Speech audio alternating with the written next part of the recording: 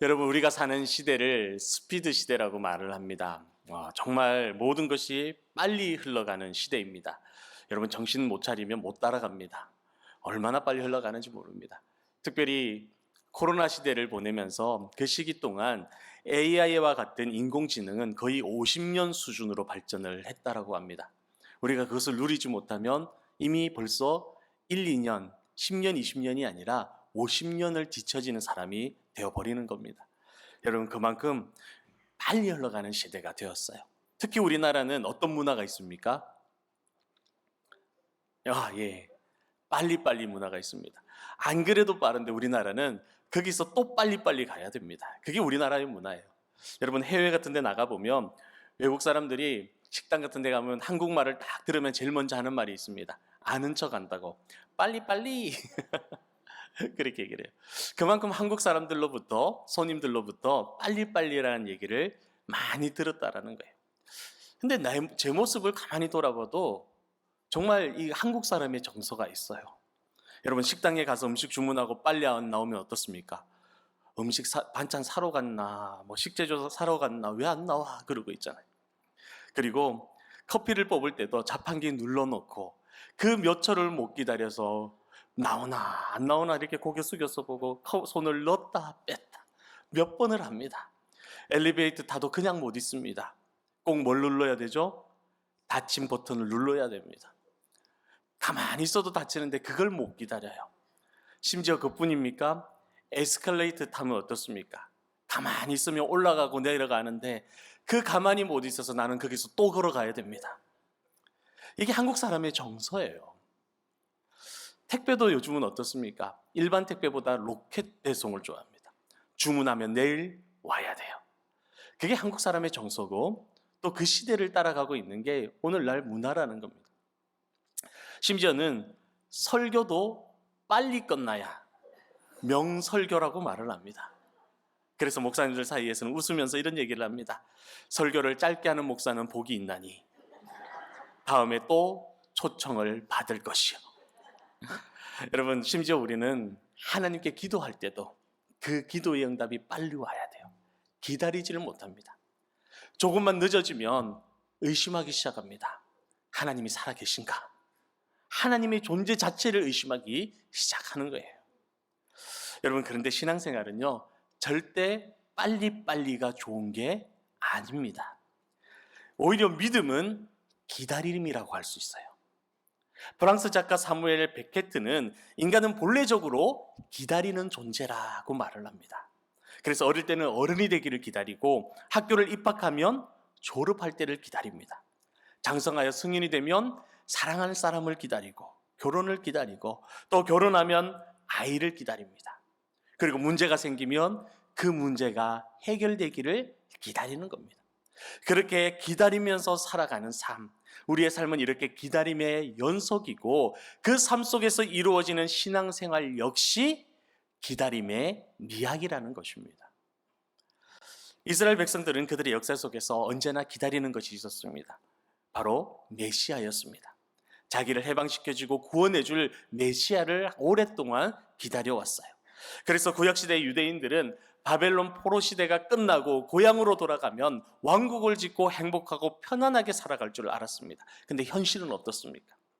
강대국들에 의해서 짓밟히고 약탈당하고 힘들고 어려운 시대를 보냈습니다. 그리고 결국은 로마 제국의 식민지가 되어 버렸어요. 여러분, 영적으로도 구약의 말라기 선지자 이후에 예수님이 오시기까지 400년 동안, 세례 요한이 오기까지 400년 동안 하나님은 침묵하셨고 어떠한 선지자도 보내지 않으시고 400년 동안 영적인 암흑기를 보냈습니다. 그리고 그 속에서 항상 메시아를 기다리고 있었던 겁니다. 오랜 시간 침묵 시간 가운데 있었던 어느 날 유대 광야에 한 외치는 소리, 한 선지자가 나타납니다. 그는 광야에 외치는 소리였고 메뚜기와 석청을 먹으며 남다른 모습으로 지내는 사람이었어요. 그 사람의 이름이 바로 세례 요한입니다. 희망이 사라지고 하나님의 말씀이 끊어졌던 그 암울했던 그 시대에 세례 요한이 나타나 회개를 외치며 세례를 베푸는 겁니다. 역사적으로 갈급했던, 영적으로 갈급했던 수많은 사람들이 그들의 목소리를 향하여 몰려왔고 자신들을 구원하여 줄 그 메시아, 구약의 메시아가 세례 요한인지 궁금했습니다. 이제 나를 이곳에서 해방시켜주고 나를 살려줄 자가 이 세례 요한인가 궁금했던 겁니다. 그래서 오늘 본문 19절에서 20절 말씀을 보면 유대인들이 예루살렘에서 제사장들과 레인들을 요한에게 보내어 네가 누구냐 하고 물은 거예요. 그런데 그때 세례 요한은 뭐라고 대답을 합니까? 나는 그리스도가 아니라라고 얘기해요. 메시아가 아니라는 겁니다. 여러분, 대부분의 사람들은 좋은 일에 주목받기를 원합니다. 모임의 주인공이 되기를 원합니다. 그래서 이만희, 문선명 같은 그 이단들도 어떻습니까? 자기가 메시아라고 말하는 거예요. 자기가 예수라고 말하는 겁니다. 여러분, 세례 요한은 얼마든지 주인공이 될 수 있는 요소가 있었습니다. 세례 요한은 그 출생부터가 특별했습니다. 제사장인 사가랴와 경건한 어머니 엘리사벳의 사이에서 태어난 아들이었으며 그냥 태어난 것이 아니라 하나님의 특별한 섭리와 역사 가운데 태어났어요. 그리고 그는 약대 털옷을 입고 메뚜기와 석청을 먹으며 광야에서 외치는 소리가 있었고 경건함으로 무장하고 준비된 사람이었습니다. 그리고 그의 설교는 사람들의 마음을 사로잡았고 가슴을 치고 그 말 한마디에 눈물을 흘리며 그에게 나와 자복하고 회개하며 세례를 받는 역사가 일어났던 사람이었습니다. 그의 말은 권위가 있었고 권력자들도 그를 함부로 할 수 없는 그런 사람이었어요. 얼마든지 마음만 먹으면 자신이 메시아인 척 할 수 있었던 사람입니다. 그럼에도 불구하고 이 세례 요한은 인기에 마음을 뺏기지 않았습니다. 세상에 마음을 뺏기고 세상의 것에 마음을 뺏기지 않고 그의 관심은 오직 자신이 증거해야 될 예수 그리스도에 맞춰져 있었습니다. 기다림에 지겨웠던 유대인들이 이번에는 메시아가 아니라면 그러면 너는 누구냐? 혹시 엘리야냐라고 물어요. 그리스도가 아니면 엘리야라도 되기를 원하는 겁니다. 왜냐하면 말라기서 4장 5절에서 6절 말씀을 보면 말라기의 예언에 이런 내용이 있어요. 보라, 여호와의 크고 두려운 날이 이르기 전에 내가 선지자 엘리야를 너희에게 보내리니 그가 아버지의 마음을 자녀에게로 돌이키게 하고 자녀들의 마음을 그들의 아버지에게로 돌이키게 하리라. 이런 예언이 있었어요. 그러니 메시아가 아니라면 말라기 선지자가 예언했던 것처럼 엘리야였으면 하는 마음이 있는 거예요. 만약에 이 세례 요한이 엘리야라고 한다면 곧 누가 오신다라는 거예요? 메시아가 오신다라는 게 되는 겁니다. 그러니까 그들의 억압 속에서 고통 속에 있던 그들은 이 세례 요한이 엘리야였으면 좋겠다라는 마음을 갖고 물어보는 겁니다. 그런데 세례 요한의 대답은 어떻습니까? 나는 엘리야도 아니다라고 대답을 합니다. 그러면서 세례 요한은 자신에 대해서 말하기를 이사야 선지자가 예언했던 것처럼 자신은 그저 주의 길을 곱게 하기 위하여 외치는 광야의 소리다라고 얘기를 합니다. 여러분, TV나 영화 사극 같은 데 보면 왕이나 높은 양반이 가마를 타고 지나가면 그 앞에 외치면서 지나가는 사람이 있었습니다. 뭐라고 외칩니까? 쉬 물러거라, 임금님 납신다, 물러거라, 암흑의 대감 행차하신다, 그러면서 외치는 사람이 있었어요. 기억나십니까? 자신이 그런 존재라는 거예요. 예수 그리스도의 앞길을 예비하며 곱게 하며 외치는 소리에 불과하다라고 얘기를 하는 겁니다. 저는 마음에 소원이 하나 있어요. 기도하는 게 있는데 그게 뭐냐면, 여러분 스트로 빨대 아시죠? 하나님 앞에 어느 날부터 저는 그렇게 기도하고 있어요. 하나님, 저는 하나님 앞에서 그런 빨대와 같은 존재가 되었으면 좋겠습니다. 스트로 같은 존재가 되었습니다. 그래서 저를 통하여서 하나님의 은혜가 저를 통하여서 우리 성도님들에게 그대로 흘러갔으면 좋겠습니다. 하나님의 그 사랑이 저를 통하여서 그대로 우리 성도님들에게 흘러갈 수 있는 그런 통로가 되었으면 좋겠습니다. 여러분, 음료수를 마실 때에 빨대를 주목하는 사람은 없어요. 그것을 통하여 음료를 마실 때 그 음료의 맛을 얘기하고 그 음료에 대해서 얘기를 하지 빨대에 대해서 얘기하는 사람은 없습니다. 마찬가지로 저도 하나님의 말씀을 선포하고 주의 일을 위하여 사역하며 목회하며 나아갈 때에 저를 주목하는 것이 아니라 저를 통하여 여러분들이 하나님을 바라볼 수 있었으면 좋겠어요. 하나님의 은혜를 찬양하고 하나님의 사랑을 노래하는 그런 여러분이 되기를 주님의 이름으로 축복합니다. 저는 그런 존재가 되고 싶은 거예요. 꼭 필요하지만 하나님을 가리지 않는 존재, 오히려 하나님이 더 놀랍게 드러나는 존재, 그걸 놓고 기도하고 있어요. 여러분, 나를 통하여 하나님의 마음이 전해지고 성령님의 임재가 느껴지며 예수 그리스도의 십자가의 은혜가 전달되기를 원하는 것입니다. 성도님들의 모든 신앙의 초점이 어디로요? 주님께로 향하기를 간절히 원하는 것입니다. 성도 여러분, 여러분의 신앙생활의 초점이 예수 그리스도가 아니라 목사를 향하고 직분을 향하고 사람을 향하고 어떠한 봉사와 같은 일을 향하고 있으면 그 초점이 잘못된 것입니다. 신앙생활은 오직 예수 그리스도를 바라보는 것에 초점이 맞춰져야 되는 것입니다. 그래서 구약의 초점은 오실 메시아, 오실 예수님에 맞춰져 있어요. 그리고 신약의 초점은 그 모든 이야기들이 오신 예수님에 맞춰져 있는 것입니다. 사랑하는 성도 여러분, 그렇다면 지금 여러분의 신앙의 초점은 어디를 향하고 있습니까? 여러분이 바라보고 있는 신앙의 초점은 어디입니까? 예전에 교부 크리스토톰이라는 그 교부의 아름다운 이야기가 있습니다. 크리소스톰은 로마 황제로부터 명령을 하나 받습니다. 그게 뭐냐?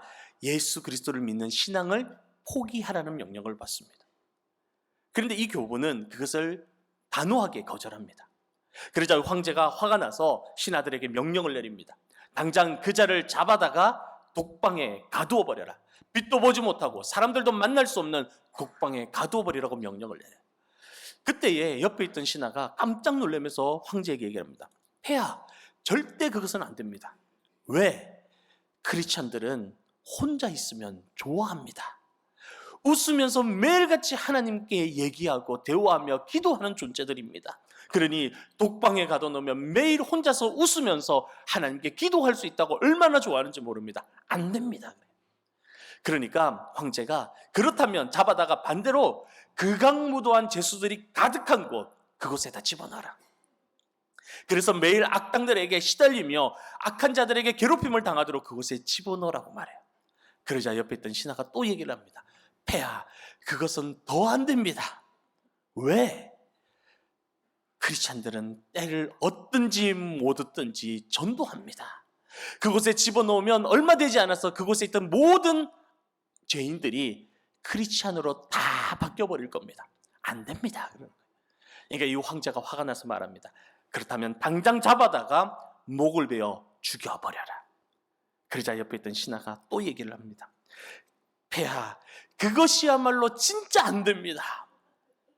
기독교인들은 순교를 최고의 상급으로 여기고 있는데 그 순교의 최고의 상급을 안겨주면 어떻게 하자는 겁니까? 안 됩니다. 그러는 거예요. 그러자 황제가 그러면 도대체 어떻게 해야 된단 말이냐고 소리를 질렀다라는 이야기가 전해지고 있어요. 여러분, 이처럼 성도의 초점은 오직 어떤 상황에서도 예수 그리스도를 향할 수 있어야 됩니다. 직장을 잃고 사랑하는 가족들을 잃고 내가 의지했던 모든 것을 잃어버리고 독방과 같이 외로운고 고독한 그곳에 갇혀 있다고 할지라도 그곳에서 예수 그리스도를 바라볼 수 있는 것, 그게 성도요 기독교인이라는 것입니다. 죄악으로 가득한 세상 한가운데 나를 내어놓는다 할지라도 그곳에 서서 주님을 바라보고 빛으로 소금으로 살아갈 수 있는 사람, 그 사람이 바로 성도인 것입니다. 암으로 질병으로 사고로 인하여 내가 죽음 앞에 놓여 있다고 할지라도 내일 모레 내일 바로 내가 죽는다고 할지라도 그 죽음 속에서도 예수 그리스도를 바라보는 삶, 그것이 바로 성도의 삶인 것입니다. 세례 요한은 백성들에게 회개를 촉구하고 세례를 주었어요. 하나님을 바라보도록, 주님을 바라보도록 만든 겁니다. 신앙의 초점이 주님께로 향하기 위해서는 여러분, 먼저 영적인 눈을 가로막고 있는 이 죄를 걷어내야 됩니다. 회개는 말씀을 듣고 후회하는 것이 아니라, 그래, 내가 잘못 살았어, 가슴을 치고 후회하는 것이 아니라 완전히 돌아서는 것, 그것이 회개입니다. 그 죄의 자리를 떠나버리는 결단을 내리는 것이 회개라는 거예요. 여러분, 베드로와 가룟 유다는 똑같이 주님을 배반하는 죄를 지었습니다. 그런데 가룟 유다는 후회만 했어요. 유다는 후회만 했기 때문에 스스로 멸망의 길을 걸어갔고, 그러나 베드로는 가슴을 치고 후회하며 그 자리를 떠나 회개하며 다시 주님을 바라보고 돌아오니 초대교회의 반석과 같은 존재가 되었던 것입니다. 사랑하는 성도 여러분, 예수 그리스도의 오심을 기다린다라는 것, 그분이 오심을 기다리는 자세는 다른 것에 있지 않습니다. 성탄 트리를 아름답게 장식하고 꾸미고 성탄 발표회를 열심히 준비하는 것에 있는 것이 아니라, 여러분의 삶에서 주님을 보지 못하게 하는 그 걸리적거리는 죄들을 모두 걷어버리고 나의 신앙의 초점을 예수 그리스도에게로 다시 맞추는 데 있는 것입니다. 요즘 무림한 그리스도인 사람들이 얼마나 많은지 몰라요. 예수를 믿고 교회 출석하고 기독교인이라고 말을 하지만 신앙의 초점이 예수님께로 맞춰져 있지 않은 가짜 그리스도인들이 얼마나 많은지 모릅니다. 오늘날 교회가 세상의 손가락질을 받을 때에 하나님의 말씀이 잘못된 게 아닙니다. 교회가 잘못된 것도 아닙니다. 우리들의 신앙의 초점이 예수 그리스도가 아닌 세상에 맞춰져 있으니 오히려 세상으로부터 손가락질을 받는 것입니다. 그들도 기대하고 있어요. 무엇을요? 여러분들이 세상이 아니라 예수 그리스도에게로 그 초점이 맞춰져서 말씀대로 살아가기를 그들도 기대하고 바라고 있는 것입니다. 사랑하는 성도 여러분, 예수 그리스도의 오심을 기다리는 대림절을 맞아서 이제 나의 신앙의 초점을 다시 조정하시기를 바랍니다. 그래서 주님께로 맞춰가는 저와 여러분 되기를 주님의 이름으로 축복합니다. 세례 요한과 같이 우리의 신앙의 초점이 주님께로 향할 때에 하나님의 크신 역사가 일어날 줄로 믿습니다. 그렇게 하나님의 역사를 이루어가는 아름다운 영일만의 성도님들 되시기를 주님의 이름으로 축원합니다.